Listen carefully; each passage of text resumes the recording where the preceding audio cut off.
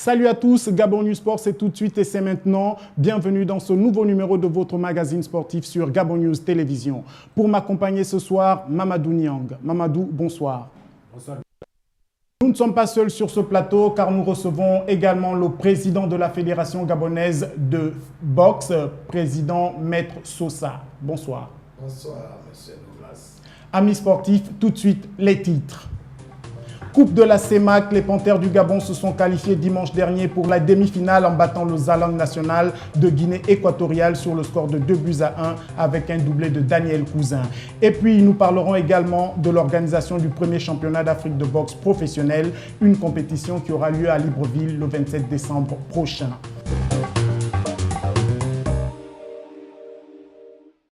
Retour sur ce plateau, amis sportifs, avec le tournoi de la CEMAC. Mamadou, vous qui avez suivi justement ce tournoi pour nous, un mot sur la qualification des Panthères du Gabon pour les demi-finales. Le premier mot d'abord, c'est le mot de félicitations pour ces garçons qui se sont battus. Ce n'était pas évident parce que cela fait 7 mois qu'ils n'ont pas joué, qu'ils n'ont pas compéti. Le championnat est arrêté depuis 7 mois. Malgré tout, ils ont eu une semaine de préparation pour aborder la compétition, avec une poule composée du Cameroun et de la Guinée équatoriale. Tout le monde sait le niveau du football camerounais par rapport au niveau de la zone et en Afrique. Et tout le monde sait également que le Zalang National, depuis la co-organisation de la Coupe d'Afrique des Nations avec le Gabon, a pris goût à la compétition. Ce n'était pas évident, mais malgré tout, ils ont puisé au fond d'eux-mêmes pour avoir 2 victoires, un 3-0 contre le Cameroun et ensuite un 2-1 contre le Zalang National. Ça leur vaut la qualification et la première place du groupe A qui se joue à Franceville. Justement, les poulains de Alban Bungenza, autant pour moi, n'ont eu que une semaine de préparation. Oui, ils n'ont eu qu'une semaine de préparation, mais l'entraîneur s'est basé sur le vécu parce que c'est le groupe qui a joué les éliminatoires, qui s'est qualifié d'abord pour le CHAN, le championnat d'Afrique des Nations qui va se jouer en janvier en Afrique du Sud. Et il s'est basé sur ce groupe qui a éliminé le Cameroun pour continuer avec donc, ce vécu et ensuite faire quelques retouches, peut-être recruter aussi quelques renforts.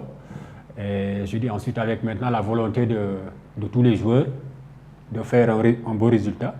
Et tout cela fait que ils ont pu se battre. Ce n'était pas évident parce que le Cameroun, au départ, tout le monde pensait que le Cameroun allait battre le Gabon, mais ça a été un 3-0. Ça a été un peu plus difficile contre la Guinée équatoriale parce que après avoir ouvert le score, la Guinée équatoriale est revenue au score avant que Cousin Daniel vraiment ne fasse appel à son expérience, à son efficacité pour marquer le deuxième but qui a qualifié le Gabon. Justement, pour parler de Daniel Cousin, c'est son tout premier doublé en équipe nationale.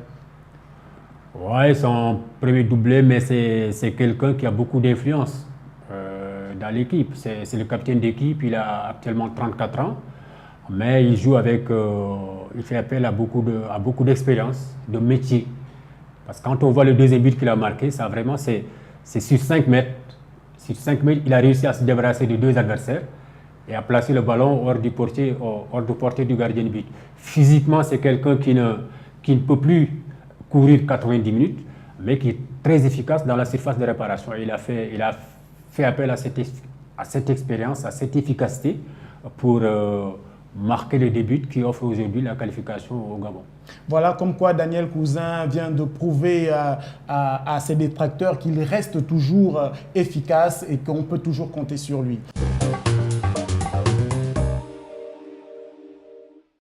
Le premier coup de pédale du Grand Prix cycliste des 3 provinces sera donné le 24 décembre prochain en Djolé. Ici, le président fédéral revient sur les objectifs de cette compétition.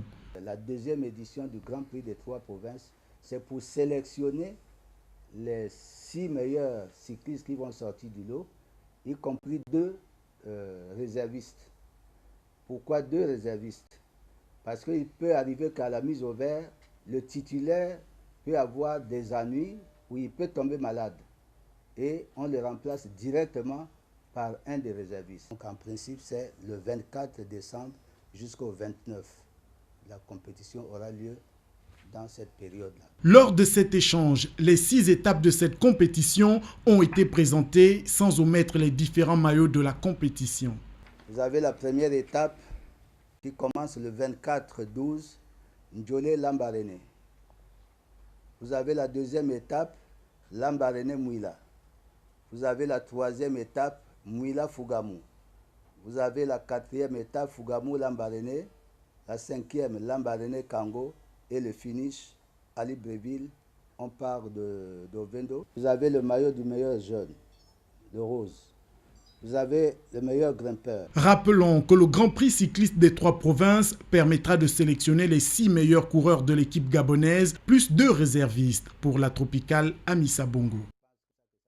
Voilà, vous l'avez compris, cette fois-ci nous parlons de cyclisme avec cette compétition dite la compétition des 3 provinces, une compétition qui prépare les cyclistes gabonais à la tropicale Amissa Bongo. Mamadou, vous qui avez également suivi cette actualité, que dire?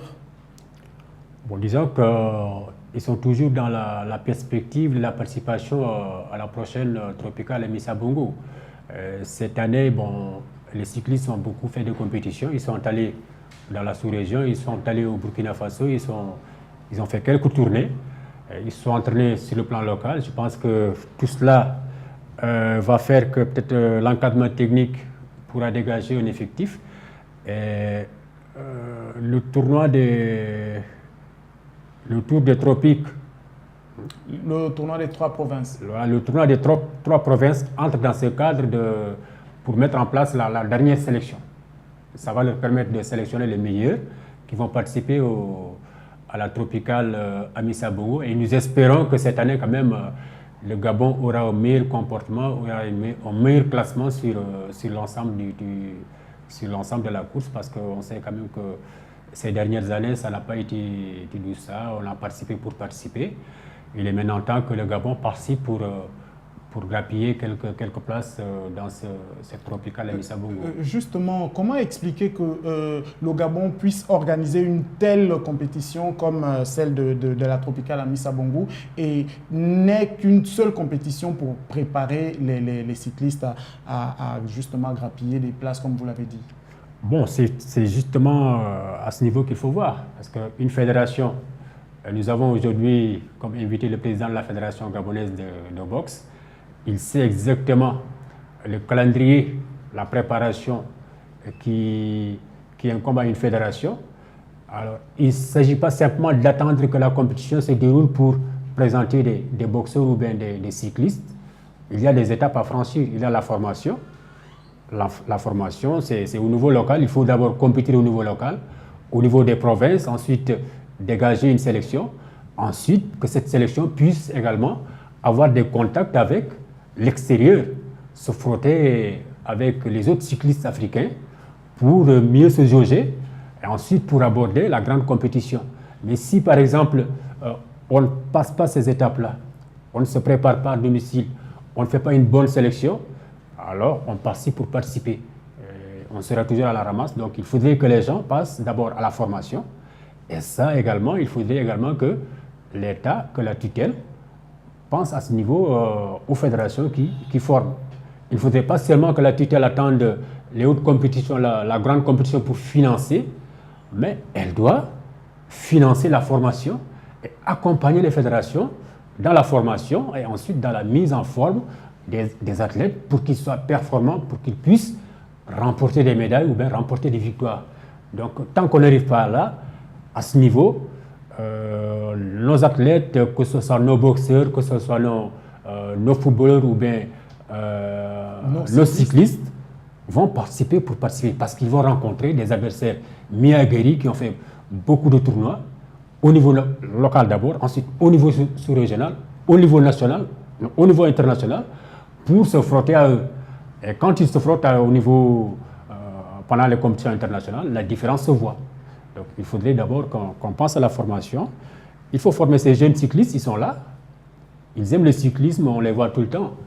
Mais il faut les organiser des compétitions au niveau provincial, au niveau national, ensuite les sortir, qu'ils participent aux compétitions au niveau sous-régional, ensuite au niveau africain, et ensuite pour prétendre maintenant se frotter au niveau international, parce que les cyclistes qui viennent actuellement à la tropicale, il y a des cyclistes professionnels. Donc si on ne s'approche pas un peu de leur niveau, c'est sûr qu'on sera obligé de jouer de participer uniquement pour participer. Et je crois que le Gabon doit dépasser ce stade-là. On organise la tropicale, la Missa Bongo, c'est la plus grande compétition cycliste en Afrique. Il faudrait que le Gabon mette les moyens pour avoir des cyclistes qui sont capables de bien présenter les couleurs nationales à cette compétition-là. Alors voilà qui est dit, la formation, c'est la clé de la réussite. Je vous le disais en titre, sur ce plateau, nous recevons le président de la Fédération gabonaise de boxe, Clément Sosa. Président, rebonsoir. Rebonsoir. Alors, au sein de votre fédération, il se passe beaucoup de choses, telles que le premier championnat d'Afrique professionnel de boxe. Est-ce que vous pouvez nous en parler? Oui, c'est vrai. Merci. Africa Boxing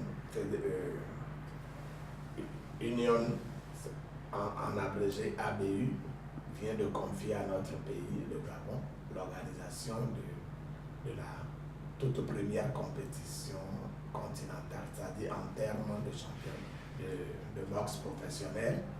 C'est la toute première compétition, c'est-à-dire le tout premier championnat d'Afrique jamais organisé au Gabon. C'est une très bonne chose, ça agrandit notre pays et c'est nous qui l'abritons et ça va se dérouler le 27 décembre prochain, le vendredi 27 décembre au Britannique militaire. Et cette compétition permettra justement à notre compatriote Mabika Justin Taylor, de tenter d'arracher cette ceinture. Et ça va vraiment faire parler du Gabon dans le concert des nations. Vous savez que la boxe professionnelle est une discipline que les Gabonais connaissent très peu parce que pour de simples raisons que nous n'avons pas on n'a jamais eu à entretenir la boxe professionnelle. On a toujours évolué avec la boxe amateur et nous avons décidé cette année de lancer un peu. C'est vrai que dans le passé, en 2007, on a eu à donner la toute première ceinture zonale. Ça, c'est encore à un niveau très bas. Au Gabon, la première ceinture, ça a été décroché au Cameroun par le boxeur professionnel Crispin Lendoy, qui avait donné la toute première ceinture. Ça va être la deuxième. Et celle-là, elle a de la valeur. Elle a de la valeur. Et c'est tout le continent, partant même le monde entier. Justement, ABU, pourquoi avoir choisi le Gabon? Quelles sont les raisons? Bon, parce que nous avons un boxeur gabonais qui a atteint déjà le niveau. Parce que pour rentrer un peu dans le professionnalisme, il faut réunir un certain nombre de combats. Et moins de défaites, plus de victoires. Et c'est quoi le nombre? Bon, Taylor, il est maintenant à son 10e combat professionnel. Et je crois qu'il a eu 8 victoires et 2 nuls. Donc, il est même double champion intercontinental du côté de l'Europe. Donc, c'est lui qui détient la ceinture de champion intercontinental en ce moment. Étant donné que c'est un boxeur gabonais et qui a toujours défendu les couleurs locales et les couleurs du pays, et nous avons pensé au niveau de la fédération qu'il était judicieux pour nous de l'inscrire au rating de la boxe professionnelle du continent. C'est-à-dire pour postuler par exemple un titre mondial, il faut forcément commencer par avoir la ceinture de son continent. Et une fois terminé avec ça, s'il réussit à garder la ceinture, l'année suivante, il pourra postuler le championnat du monde. Cette fois-ci, sans problème, quoi. Alors, de façon pratique, comment cela va-t-il s'organiser? Il y aura simplement un seul match durant toute la cérémonie ou bien il y aura des matchs de gala ou autre chose? Bon, en réalité, on a prévu trois 3 combats. Il s'agit là de Petit Jésus, qui est aussi un boxeur professionnel gabonais. Je n'ai plus besoin de vous le présenter. Petit Jésus a été champion d'Afrique plusieurs fois, de boxe amateur. Il a pris part à 2 Jeux olympiques, il a été qualifié. Donc maintenant, il évolue dans le professionnalisme. Donc il va rencontrer le Nigérian, le champion du Nigeria dans la catégorie de 75 kg. Le champion du Nigeria. Le Nigeria, vous savez, c'est un État fédéral. Donc lorsqu'on parle du Nigeria, on parle déjà de l'Afrique en miniature. Donc si vous êtes déjà champion du Nigeria, c'est que vous n'êtes pas petit. Alors aujourd'hui, à quel niveau se situe l'organisation de ce grand événement? L'organisation va bon train. Nous essayons de mettre les petits plats dans les grands pour que la fête soit belle, étant donné que c'est un cadeau de fin d'année que le gouvernement gabonais donne aux Gabonais. Est en train de donner aux Gabonais puisque c'est une grande première et tout se passe bien. Bon, c'est l'occasion pour moi d'ailleurs de dire au peuple gabonais que Yoka Production est en partenariat avec la Fédération gabonaise de boxe. Et Yoka Production a pris une bonne partie de l'organisation. La fédération, de l'autre côté aussi, a pris la majeure partie. Et c'est ainsi que, en symbiose, nous évoluons. Et je ne saurais terminer cette conversation sans parler de la boxe féminine. C'est-à-dire une Nigériane qui va croiser les gants au cours de cette même soirée avec une Malienne. Donc, toujours en boxe professionnelle. Donc, il y a 3 combats. Et la tête d'affiche, c'est le championnat d'Afrique qui verra le Gabonais s'opposer au Ghanéen, ex-champion d'Afrique de cette même catégorie des lourds légers. Alors, il s'appelle Akron Prince George. D'accord, Président, toujours au sein de votre fédération, on parle de l'ouverture de saison sportive. Oui. En quelques mots. Tout à fait. Vous savez, comme à l'accoutumée, nous avons l'habitude au mois d'octobre ou parfois décembre, après les vacances, les 3 mois de vacances, nous ouvrons la saison sur toute l'étendue du territoire national. C'est ce qui fut fait et parfois nous marquons cette ouverture par un gala ou par un séminaire ou par plusieurs manifestations. Et cette fois-ci, comme nous sommes en période des pluies, on a pensé qu'il fallait ouvrir la saison avec tous les clubs régulièrement affiliés à la Fédération gabonaise de boxe. Donc il s'agissait justement de ces 6 clubs-là, y compris l'École nationale de boxe. Et on a ouvert la saison et c'est ainsi que, enfin, l'objectif visé en ouvrant une saison, c'est de permettre justement à tous les clubs et ligues de préparer leur participation à un championnat national. Monsieur Mamadou vient d'en parler, c'est une compétition qui prépare une autre. Et en préparant ce championnat national, au cours de ce championnat national qui va se dérouler probablement au mois de janvier ou février, surtout février par là, ce championnat national va nous donner justement la possibilité de détecter les meilleurs qui reviennent des provinces pour former une équipe nationale. Et cette équipe nationale, l'ossature de cette équipe nationale se met maintenant en regroupement pour préparer, bien entendu, après des sparring partenaires, c'est-à-dire après des mises au vert. C'est ce qui est recommandé.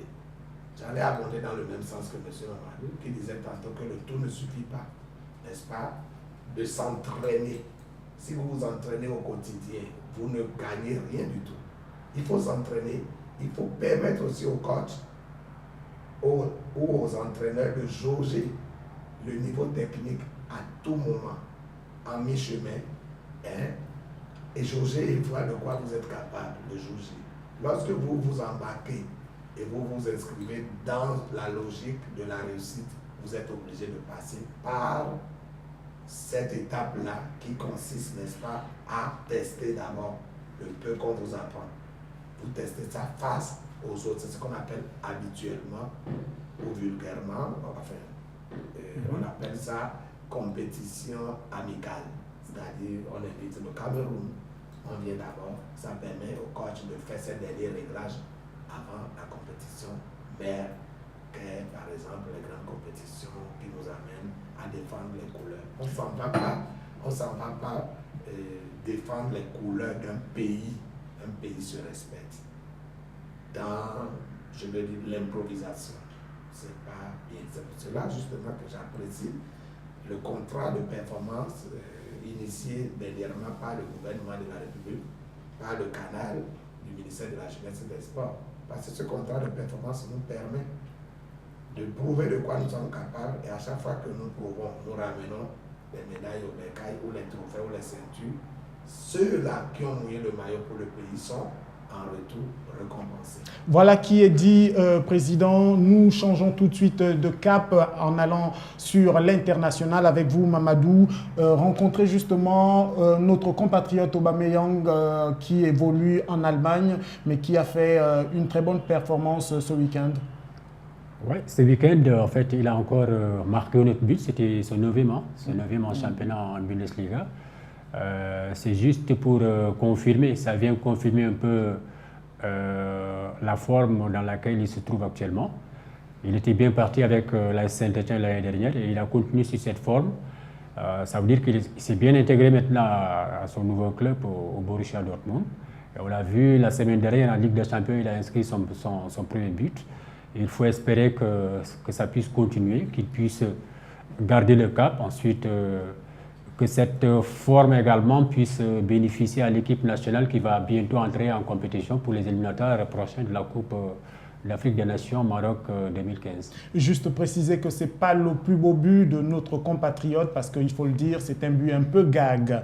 Donc d'une discipline, du moins on continue toujours sur la même discipline, mais cette fois-ci avec la Coupe du Monde des clubs, Mamadou. Que peut-on retenir de ce côté ? C'est la première édition, c'est la première fois que la Coupe du Monde des clubs s'organise en terre africaine. C'est le Maroc qui accueille cette compétition. Sinon, avant, c'était l'Europe, c'était l'Amérique du Sud, ou bien le Japon qui organisait cette compétition. Donc, pour la première fois, l'Afrique reçoit cette compétition au Maroc. Pour la deuxième fois, une équipe africaine va en demi-finale. C'est le Raja de Casablanca qui s'est qualifié. Malheureusement, le Al-Ahli du Caire, le champion d'Afrique, a été éliminé au premier tour. On comprend un peu les problèmes que vit ce pays depuis 2 ans. Sur le problème, ils n'ont pas l'habitude, ils ne s'entraînent plus. Donc, cette année, c'est l'Afrique qui organise. Ça veut dire simplement qu'il y a des progrès énormes qui sont en train d'être faits en Afrique en matière d'infrastructure. Parce que l'UEFA ou bien la FIFA n'organisent pas leur compétition n'importe où. Alors, ils ont choisi l'Afrique, c'est parce qu'actuellement, les Africains font beaucoup d'efforts en matière d'infrastructure. On a organisé le Trophée des champions en Afrique, dans le Maghreb et ensuite tout dernièrement au Gabon. C'est parce qu'il y a des infrastructures qui répondent à cette compétition. On a organisé la Coupe du Monde en Afrique du Sud parce que l'Afrique du Sud a la possibilité de recevoir cette compétition. On organise actuellement le trophée, la Ligue des Champions, la Coupe du Monde des Champions. Ça veut dire qu'il y a beaucoup de progrès qui sont en train d'être faits, beaucoup d'efforts qui sont en train d'être faits par les pays africains en matière d'infrastructures sportives. Et ça, c'est positif. Alors, Président, nous sommes quasiment arrivés au terme de notre émission. Votre mot de fin? Le mot de fin, c'est de dire aux Gabonaises et aux Gabonais de venir soutenir les deux Gabonais que nous mettons dans cette compétition, de les amener vers la victoire, de leur donner le souffle. Hein, c'est un peu ça, on en a besoin. Et donc le rendez-vous est pris pour le 27 prochain, le vendredi 27 au Prytanée militaire. Vous êtes d'ores et déjà invité, puisque je n'ai pas besoin de vous inviter, vous êtes la voix des sans-voix. Vous faites beaucoup pour la Fédération gabonaise de boxe. Je profite de cette tribune pour vous dire merci. Et à vous et à tous ceux qui vous soutiennent. Merci, amis sportifs, d'avoir regardé ce programme sur les www.gabonnews.com. Restez connectés.